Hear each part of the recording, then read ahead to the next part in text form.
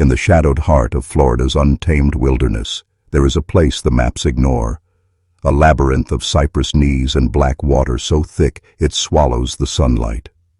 In 1815, long before highways and cities, this swamp was alive with secrets, and one family, unknown, feared, and unmarked by history, etched a terror so grotesque it was whispered in trembling voices across the frontier. They were not merely criminals. They were predators, and the laws of man could not touch them.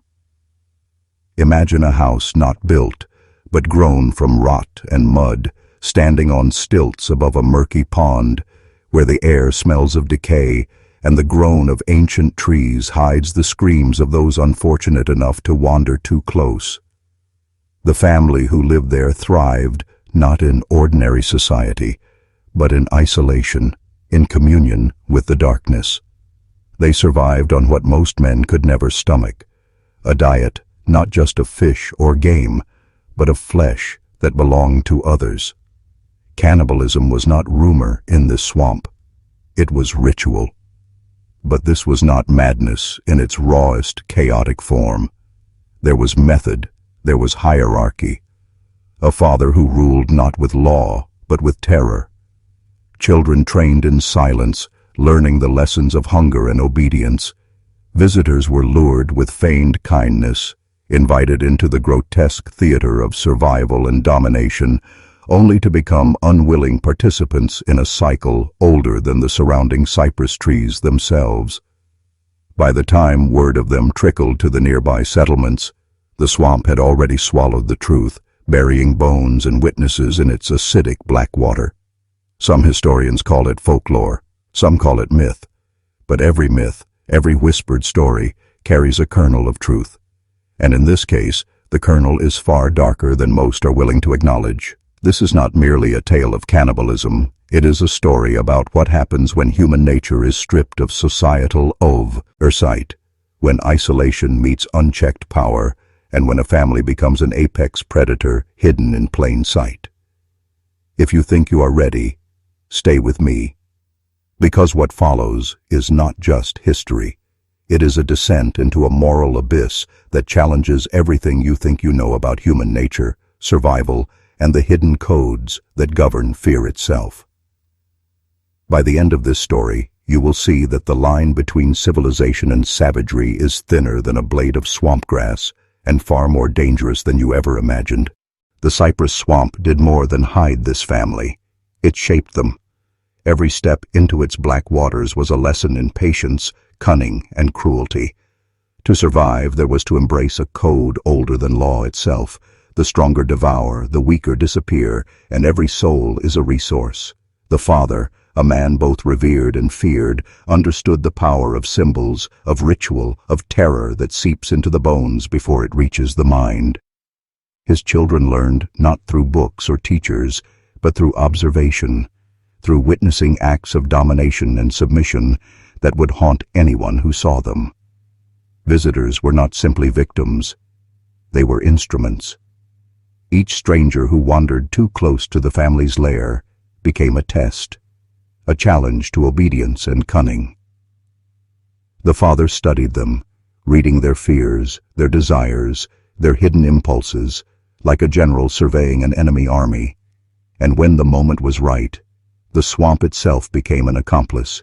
Hidden pits, submerged traps, and the endless, twisting waterways that ensured no cry would ever reach the outside world. Fear was not accidental. It was taught, curated, crafted into an art form that would leave its mark on the psyche forever. This is where ordinary history falters. We speak of frontier violence, of bandits and settlers, but rarely do we confront the human psyche stripped of civilization's veneer. Here, in this swamp, morality was a commodity, and those who failed to bend were consumed, literally. Some were eaten immediately, others slowly, their suffering measured, their terror recorded in the eyes of the children as lessons to be carried into the next generation. Every act of horror was a warning, a psychological imprint. The swamp taught obedience through the most primal of motivators, survival or annihilation. And yet the world outside continued, blind and ignorant. Settlers spoke of strange lights in mound, the fog, of sounds that made dogs howl and men tremble, but the truth was dismissed as superstition. Those who tried to intervene often vanished, their fates absorbed into the swamp's eternal memory. The family, though human, had transcended ordinary law, ordinary morality. They existed as a parallel system, an institution of terror, born of isolation and preserved through cunning. By the time word reached neighboring towns, the story was already fractured, obscured, and sanitized. But what I'm revealing to you now is what was never meant to escape, the systematic, terrifying intelligence of a family that mastered fear itself. They were the architects of psychological domination, and their swamp was both classroom and battlefield. And soon you will understand that their story is not just about cannibalism, but about the structures of control that can shape a human mind, and how hidden systems left unchecked can twist any society, any family, any man into something unrecognizable. In the Cypress Swamp, horror was never chaotic. It had rhythm, it had structure. The family's acts of cannibalism were not impulsive. They were rehearsed, almost sacred, a language of power spoken through flesh and fear. Every meal taken from a stranger, every act of domination, was accompanied by ritual. Children observed silently, learning the cadence of terror, learning that life and death were not moral questions here. They were instruments, tools, lessons in obedience. The father would summon his children for what he called the evening lessons. They gathered in the shadowed room above the water, where the stench of rot and decay clung to the walls like a second skin. Here he demonstrated authority in its purest form. A man captured in the swamp might be bound, offered a choice that did not exist, and then dissected in front of the young, each step deliberate, each movement a story in control. The children were not shielded. They were indoctrinated. They were taught to anticipate fear, to calculate it, to wield it as easily as a blade. The mother, complicit in silence if not action, enforced the unspoken laws of order. She ensured the household ran with efficiency, that the food chain remained unbroken, that the rituals continued without question. Her presence was a reminder that power can be both violent and subtle. Even in the swamp, where the world outside could not reach, structure and hierarchy prevailed. Respect, terror, and obedience were currency, more valuable than gold, more binding than chains. And the swamp itself was an accomplice. Every mist-laden night, every hidden waterway, every snapping branch reinforced the lessons. Fear was omnipresent, a teacher that never rested. The children learned that even silence could be a weapon, that the absence of sound could terrify as effectively as a scream. In this world, morality was irrelevant. Only survive. All in control mattered. What outsiders would call monstrosity, insiders would call mastery. Every act of horror served a purpose, to mold the next generation, to reinforce the invisible rules, to ensure that the family's dominion extended beyond the body to the mind itself. This is the danger the world never saw coming, not simply cannibalism, but the perfection of psychological control in its most primal and terrifying form. And here is where it becomes personal. Because the forces that shape this family, the structures of fear and obedience, are the same forces that operate unseen in any society. The swamp was a microcosm, a dark mirror of the systems around you, revealing how power manipulates, isolates, and consumes. What they did in isolation, the world does in disguise. The first victims of the Cypress Swamp did not enter as enemies. They came as travelers, hunters, sometimes families seeking refuge from the relentless heat of the Florida wilderness. They arrived with the assumption of safety, unaware that the swamp had already judged them. And the family, masters of observation, knew exactly how to manipulate that assumption. A warm welcome, a fire crackling in the shadows, a voice gentle enough to disarm instinct. But every kindness was a calculated step toward inevitable terror. One man, a fur trader traveling alone, stumbled into the swamp in late autumn. He reported later, if he ever made it out, that the air grew heavier with each step, as if the trees themselves conspired to trap him. He saw the house first, an innocuous silhouette against the rising fog, and thought relief awaited. Inside, he was greeted by smiles, a fire, and the smell of food. It was ordinary, almost comforting. But then came the games, small challenges, tests of nerve. The father watching, always watching, reading his fear like an open book. And when the man failed, the lessons began, not in brutality alone, but in psychological unraveling. Victims were rarely killed immediately.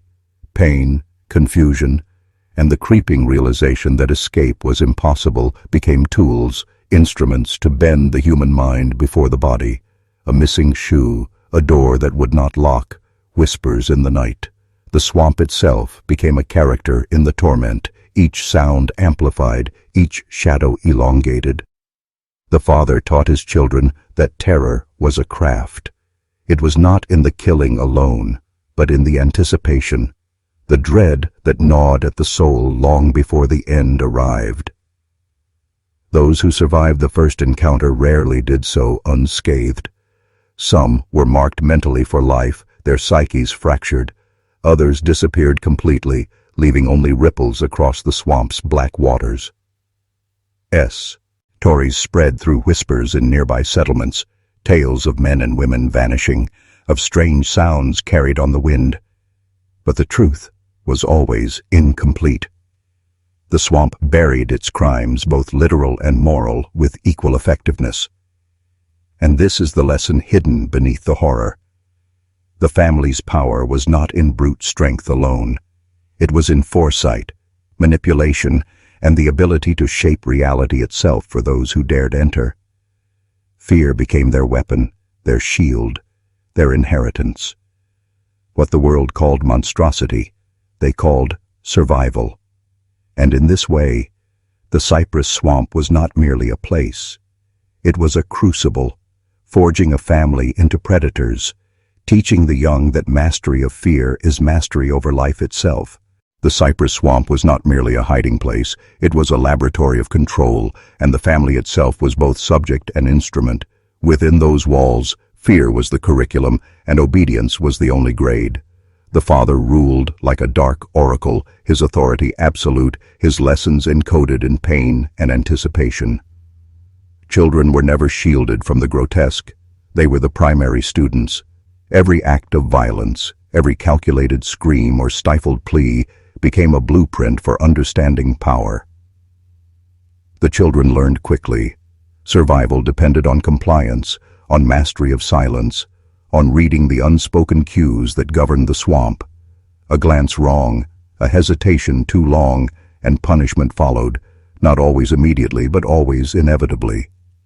The father taught them that fear is a tool to be wielded, first against themselves, then against others. He showed them that morality was a luxury. In the swamp, only perception, cunning, and control mattered. The mother, equally instrumental, enforced the invisible codes of the household. Her influence was subtle but unyielding. She curated the routines, the meals, the rituals, and even the moments of reprieve that made terror more effective. In the swamp, terror and comfort were woven together like two sides of the same coin. One could not exist without the other. And the children, seeing this, internalized the rules, learning that mastery over fear was the path to power, and submission to it the only guarantee of survival. Every stranger brought into the swamp was a lesson for them. They observed, they cataloged, they memorized the breakdown of human will. They learned to anticipate fear, to engineer dread, and to wield it with precision. Cannibalism, as horrific as it was, became a ceremonial act of education, a means to teach dominance, to normalize savagery, to show the consequences of weakness. It was not merely consumption. It was indoctrination. And here is the chilling truth. This microcosm mirrors systems far beyond the swamp. Hierarchies of control, rituals of obedience, manipulation of perception. These are not relics of the past. They exist everywhere, cloaked in civility, hidden behind institutions, laws, and family traditions. The Cypress Swamp exposes the mechanics of power stripped bare, how fear is taught, how loyalty is engineered, and how dominance can become a legacy passed from parent to child, shaping generations in silence. By now, you are beginning to see the pattern, not just in history, but in human nature itself. The swamp is more than horror. It is a lens, revealing the raw mechanisms of control and survival that operate in every corner of life, often unseen, often unquestioned. News of disappearances spread slowly, whispered among settlers as cautionary tales. At first they were dismissed, swamp fever, they said, or wild animals. But the disappearances did not stop. Hunters, traders, and families vanished without trace, leaving only the dense cypress and black waters to hold their secrets. The swamp itself seemed alive, a sentinel guarding the family's dark dominion, bending the natural world to conceal the unnatural. The authorities, or what passed for them in 1815 Florida, attempted intervention. Men armed with rifles and determination marched into the swamp, convinced they could impose law where nature and isolation reigned. But the swamp does not forgive intrusion. Paths shifted, traps concealed, and the family, ever observant, used every branch, every knee of cypress, every reflection on the water to their advantage. The intruders became prey. Some disappeared entirely, others returned broken, their stories dismissed as hysteria or delusion.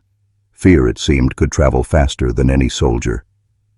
It was during this period that the family's true mastery revealed itself, not just survival, but psychological supremacy. Outsiders who approached carried the expectation of confrontation, of violence. The family inverted it. They used patience, manipulation, and terror as weapons.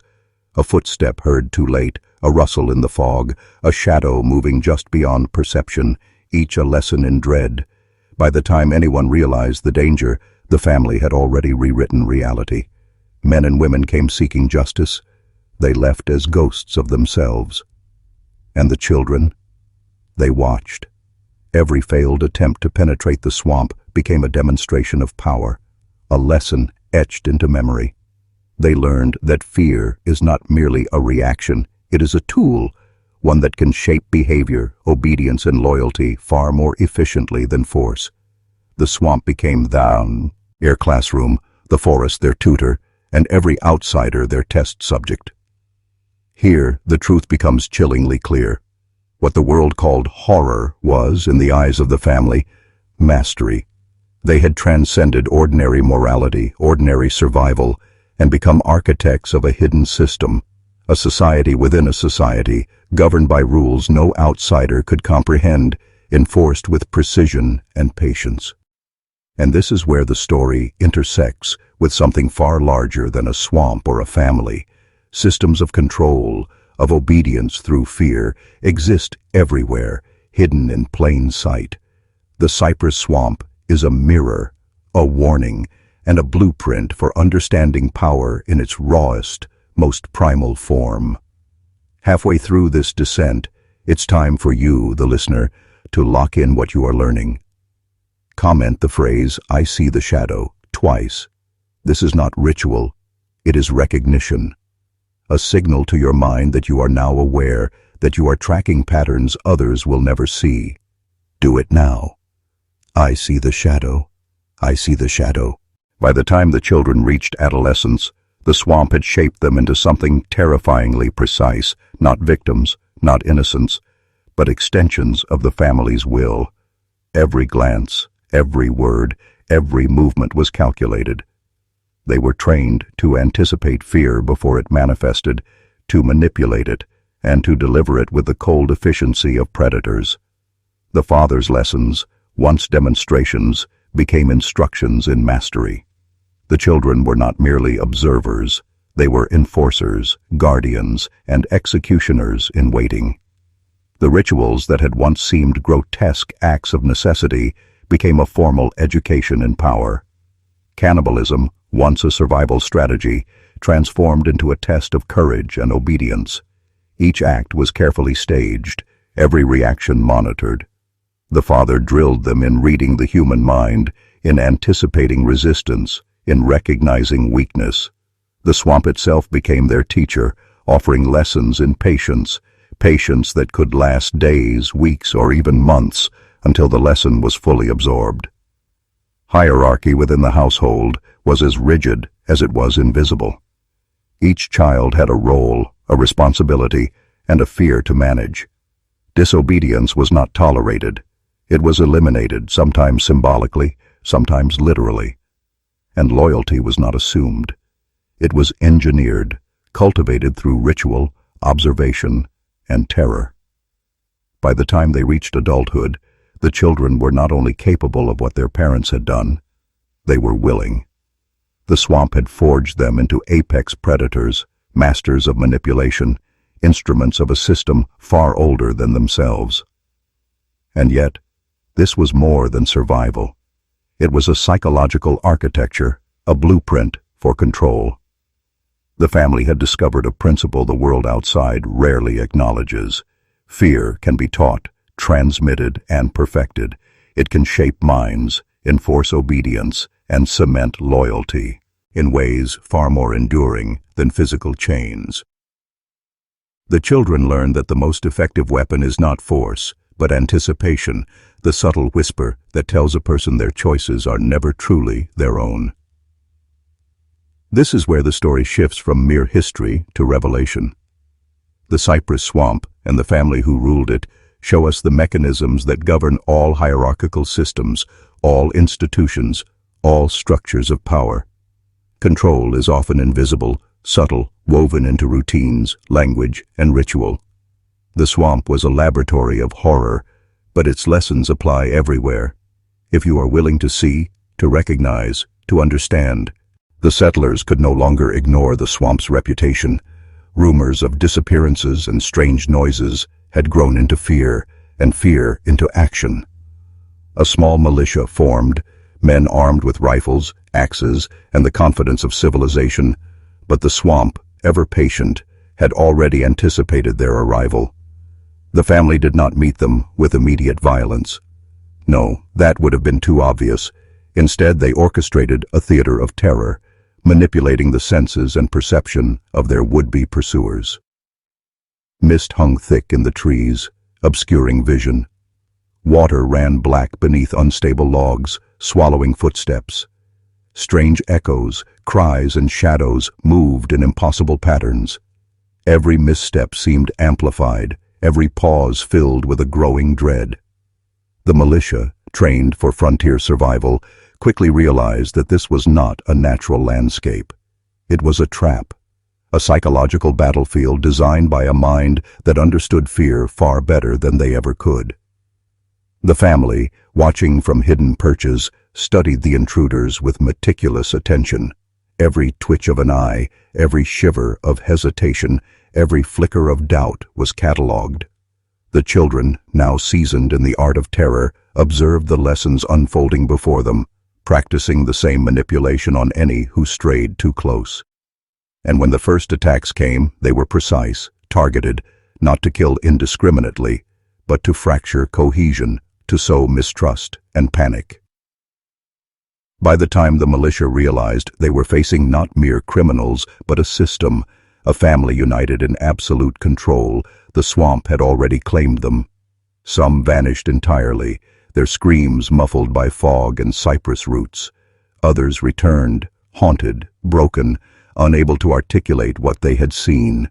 The family's power was now undeniable, not brute force alone, but a mastery of perception, fear, and anticipation that rendered any external autonome horrity impotent. This confrontation illuminates a fundamental truth. Real power is rarely obvious.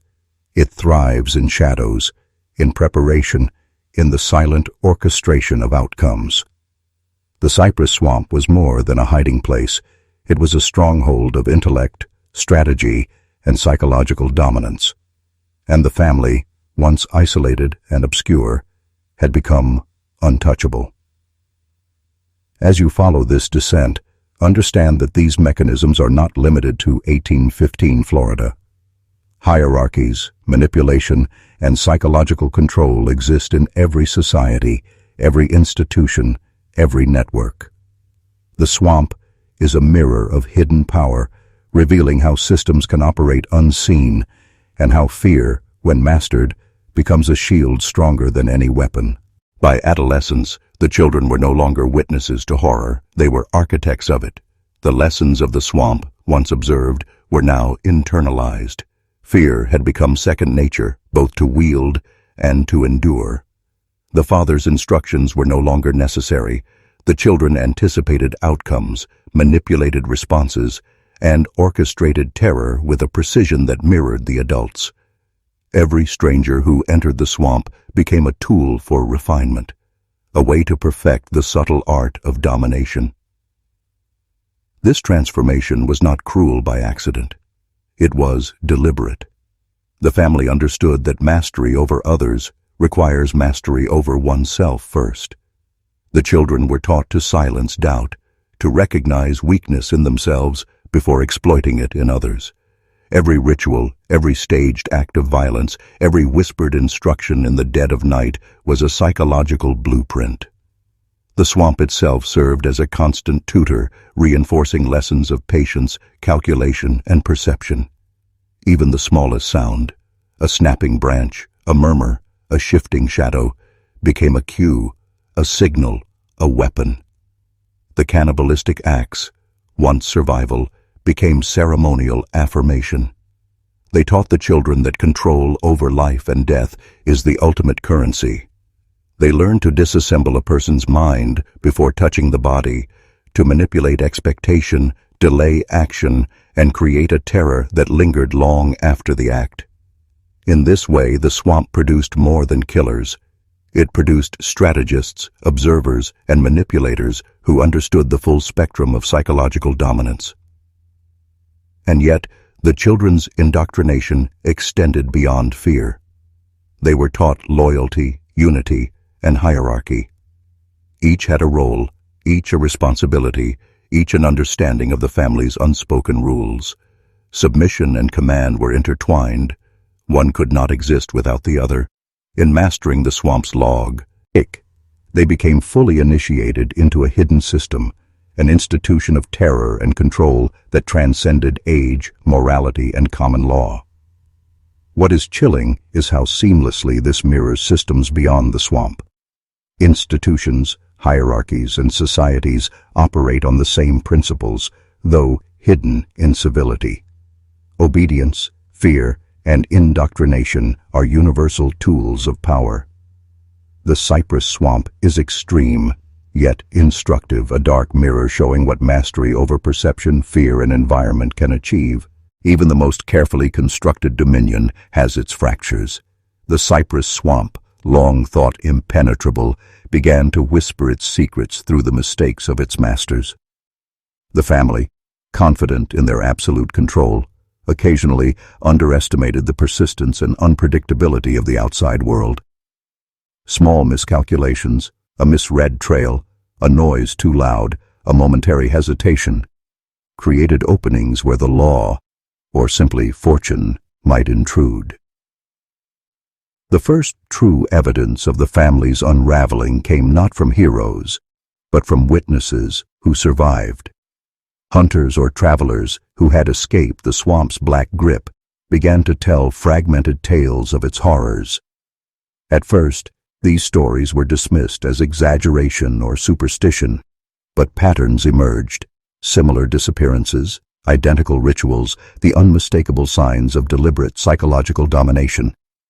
The family's secrecy, once absolute, was beginning to erode under the pressure of the world beyond the cypress knees. Inside the swamp, tension began to build. The children, now fully indoctrinated, noticed the cracks. Their parents' absolute confidence wavered at times. The perfect orchestration of terror faltered in small ways. Mistimed intimidation, misplaced traps, or miscalculated reactions allowed outsiders to glimpse the reality of the family. Not invincible monsters, but humans capable of error. And in these glimpses, the moral lesson emerges. Absolute power, even cloaked in fear and ritual, is never permanent. Even the most isolated system is vulnerable to the persistent observation of those willing to see. Yet this unraveling was subtle. The swamp remained deadly, the family still feared, the lessons of terror still practiced with precision. The cracks were small, almost imperceptible, but they existed. And in those cracks lies a profound truth about systems of control. They are only as enduring as the vigilance, cunning, and discipline that maintain them. Once discipline falters, the structure begins to weaken, and exposure, partial or complete, becomes inevitable. For the outside world, this was the beginning of understanding. For the family, it was the first warning that isolation and fear, no matter how meticulously maintained, cannot fully insulate one from the truths creeping in from beyond. And for us observing now, it is a reminder. Mastery of fear, power, and perception may shape the world around you, but it is fragile, and the most dangerous systems are often undone by the smallest oversight. The Cypress Swamp, once impenetrable, began to surrender its secrets. Word of the family's atrocities, long whispered and dismissed as legend, gained traction. More survivors emerged, scarred in body, haunted in mind, offering fragmented evidence that stitched together the impossible truth. The outside world, armed with knowledge and resolve, no longer approached the swamp blindly. They entered cautiously, studying patterns, anticipating the traps, slowly eroding the myth of invincibility that had cloaked the family for decades. Inside the swamp, the cracks widened. The father's meticulous control faltered. The mother's subtle enforcement of order could not fully compensate for the mounting pressure. The children, once flawless instruments of terror, experienced hesitation for the first time. Fear, once their ally, now revealed its limitations. The systems of intimidation and ritual that had worked so perfectly in isolation were now vulnerable to scrutiny, challenge, and the persistence of outsiders who refused to be consumed silently. And yet this collapse was not immediate. The family's cunning did not vanish overnight. Every confrontation became a dance between predator and prey, each side measuring the other's psychology, each exploiting weakness. The swamp itself remained a weapon, a labyrinth of mud, water, and shadows, but even this ultimate defense could not mask the erosion of the family's supremacy. History shows that isolation amplifies power, but it also isolates vulnerability. One miscalculation, one survivor who sees clearly, can unravel decades of carefully maintained control. The final exposure of the family is shrouded in ambiguity, partially lost to the swamp itself. Some records speak of arrests, others of deaths in hidden corners of the forest. The psychological legacy, however, is undeniable. The family, for all their mastery of fear, control, and obedience, could not escape the consequences of visibility and scrutiny. Their system, perfect in isolation, was fragile in the face of persistence, intelligence, and the human refusal to vanish quietly. And this is the ultimate lesson hidden within the swamp. Control is always provisional. Fear is effective, but only when reinforced, never absolute. Power is maintained, not through myth alone, but through constant vigilance, cunning, and an understanding of human perception. The Cypress Swamp is not just history. It is a mirror showing how systems, whether family, institution, or state, operate when hidden and how they falter when confronted with relentless awareness. Now step back from the swamp. Hear the echoes of what you have witnessed. The Cypress Swamp is gone, but its lessons remain, etched not in folklore alone, but in the very mechanics of power, fear, and control. What you have seen is more than history. It is a blueprint, a warning, a mirror reflecting truths about human nature, institutions, and yourself. The family was not merely monstrous. They were a study in mastery, a demonstration of what happens when fear is perfected, obedience engineered, and power left unchecked. Ask yourself, what systems shape your life? Which invisible hierarchies govern behavior, loyalty, and perception? The lessons of the swamp are everywhere, disguised in subtle routines, in silent pressures, in traditions and hierarchies that demand obedience without question. The family mastered fear and control because they understood a principle the world rarely admits. Influence begins in the mind. Those who control perception, anticipation, and expectation, who understand the architecture of fear, shape reality itself. This is not entertainment. This is a call to awareness. Because once you see the mechanisms of power, once you recognize the instruments of control, you cannot unsee them. And that knowledge, like the swamp itself, changes you.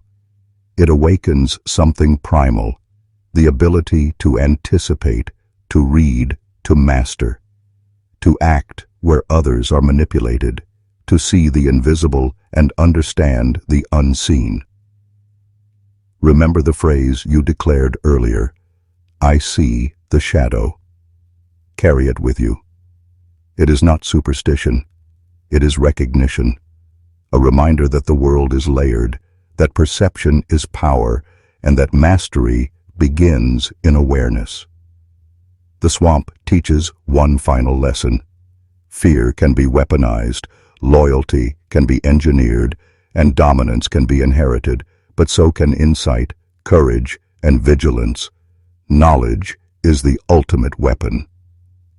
So step forward into your world, eyes open, mind sharpened. Understand the patterns that govern human behavior. Recognize the forces hiding in plain sight. And never forget that even the darkest dominions, even the most terrifying systems, are only as permanent as the minds that maintain them. You have seen the shadow. Now you carry its lesson.